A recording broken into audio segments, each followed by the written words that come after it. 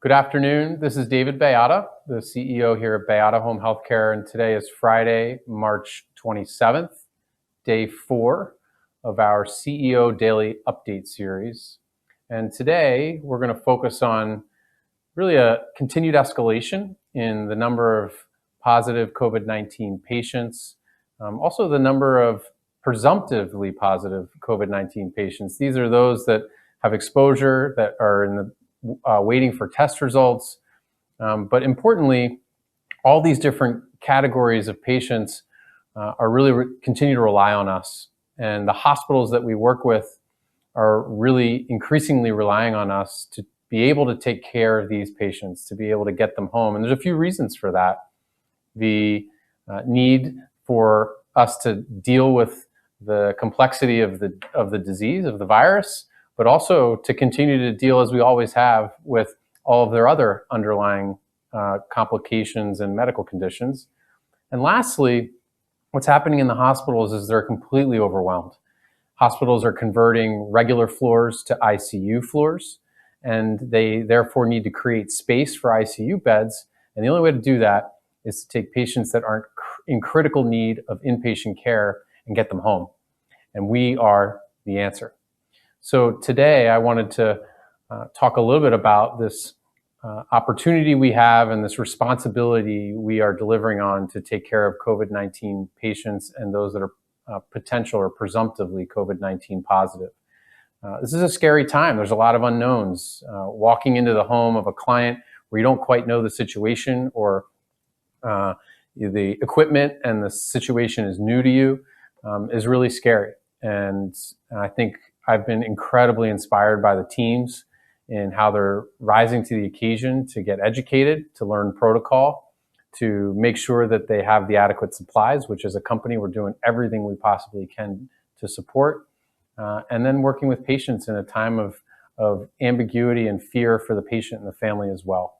And so to talk more about this, I earlier had the opportunity to speak to one of our registered nurses here in the Philadelphia area, who was the first clinician at Baiada to get out into one of these homes. And I wanted to share that conversation with you. So I'm here with Matt Petruzzi, a nurse in our Philadelphia home health office. Matt, thanks for joining us today. I wanted to get a sense of who you are, what you've been up to over the past week. I'm sure you've been busy, and hear a little bit about the journey through this really crazy crisis. So maybe just a quick intro about yourself, and we can take it from there. Sure. Thanks for having me, guys. So my name is Matt, and I'm a nurse in the PV office, which is the Philadelphia office. So as you would imagine, about a week and a half ago, the COVID-19 became a real issue, and everyone kind of, with the news and president and everything, we bought into the hysteria. So we now have a lot of cases that are coming through Philadelphia. So in the last week, everyone's been fitted for the N95 mask, and now we're getting people into the community. A lot of these hospitals, I think they're holding on to the more serious ones, and now they're sending the non-serious, or some maybe who recovered but still carry it, back home. Yeah. A lot of these cases actually were under our service to start, so now it's kind of like a resumption.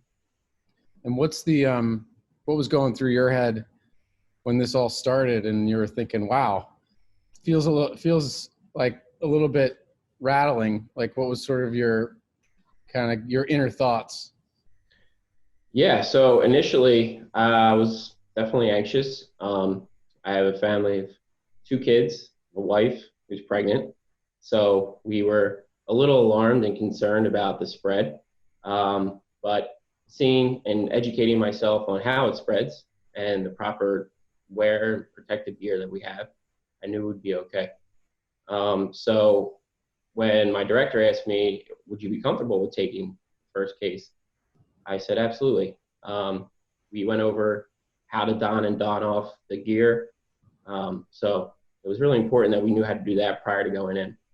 The one thing I did want to take from a lot of it was just educating the caregiver, or even the patient if they were able to, on how to basically set everything up for me prior to getting to the home. The main thing was, how was I going to leave the house with some of this stuff? Especially the protective gear, my pulse ox.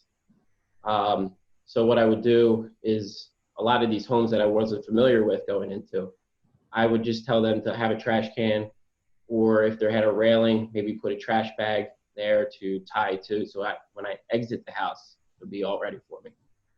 Wow. With that first client that you admitted, how were they feeling? How would you describe their emotional journey? So when I walked in with the whole protective gear, I think they were a little taken back, but initially I explained to them, this is what we have to wear through the CDC guidelines. And I kind of went over their course of the disease, where they spent some time on the medical ICU unit. And so they were kind of familiar on how everyone was a little bit distant from them, including his wife. And she was always making a little jokes here and there as I was in there, saying that, oh, this is my time that I finally get to stay away from you, but still live in the same home. It's nice to see a little sense of humor in a time. Yeah, you have to have a little, right? That's right. That's right. Well, Matt, thanks for being out on the front line, being the first to admit one of these clients, the first of many, and appreciate you joining us this morning. No problem. Thanks for your time, guys, and good luck. Thank you. Special thanks to Matt and to the Philadelphia Home Health team for really jumping into the mix, taking on the responsibility, uncertainty, ambiguity, fear, anxiety, all part of the process. But as you can see, Matt and the team really with a positive spirit to be creative, flexible, and determined and get the job done for our clients.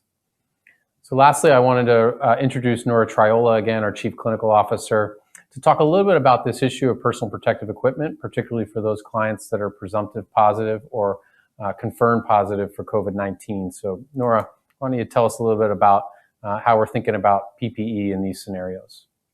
Well, good afternoon, and certainly I think Matt identified for all of us the preparation that he went through with his team as he thought about how is he going to appropriately care for the client, the family, and then most importantly, keep himself safe.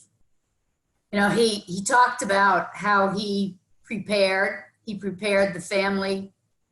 He thought about what he needed to do going into the situation and coming out of the situation.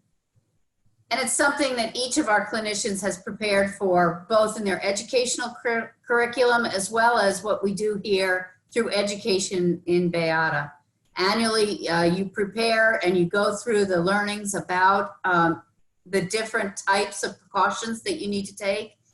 These cases call for us to look at droplet standard as well as airborne precautions, and Matt went through that in great detail. We have our resources for you, so be sure to use them.